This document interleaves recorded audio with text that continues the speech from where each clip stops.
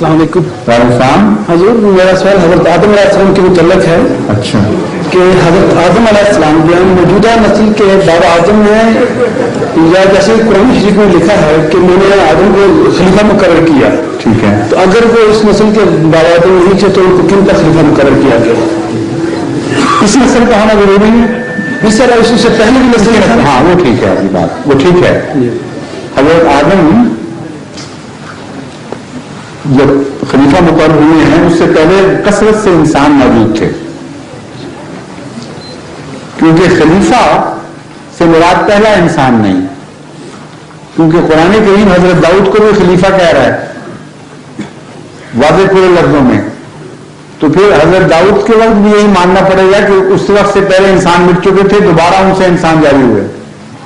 تو خلیفہ کا انسانوں کی موجودگی یا عدم موجودگی سے یہ تعلق باہر ہی نہیں ہے کہ خلیفہ پہلا ہوگا, بلکہ یہ تعلق ہے کہ خلیفہ بنیں گے بعد میں, پہلے کچھ لوگوں کا ہونا ضروری ہے. جب تک لوگ نہ ہوں ان پر خلافت کو کیا کرے گا؟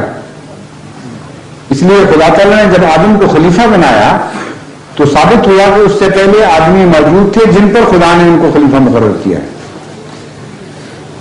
حضور وہ اس سے ایک قرآن شریف جب پڑھتے ہیں تو اس میں جیسا کہا ہے کہ میں نے آدم کو رب کو منع کیا تھا کہ اس درخت سے قریب نہ جانا اور پھل نہ کھانا. ٹھیک ہے. تو انہوں نے پھل کھا لیا اور وہ شیطان کے بہکانے میں آ گئے. تو اس سے یہ تصور پیدا ہوتا ہے کہ وہ پھل کھانے کے بعد وہ ایسے حالات پیدا ہوئے کہ مسئلہ انسانی چلی, یا یہ کون سا پھل تھا یا وہ کیا چیز تھی جس کے بارے میں منع کیا گیا تھا؟ وہ بات تو آپ چھوڑے نا, پہلی بات تو حل ہو جائے. پہلی بات تو حل ہو گئی. میں نے اس سے پہلے جواب دیا ہے اکثر اس بات کا, بہت بار بار سوال ہونے والا ہے کہ قرآن کریم سے قطعی طور پر ثابت ہے. اس وقت میں مختصر کر رہا ہوں کیونکہ پہلے بڑی تفصیل سے جواب دے چکا ہوں بہرحال, کہ آدم پہلے انسان نہیں تھے. خلیفہ سے یہ استنباط کرنا کہ وہ پہلے انسان سے غلط ہے, کیونکہ خلیفہ تو ہر نبی ہوتا ہے خدا کا.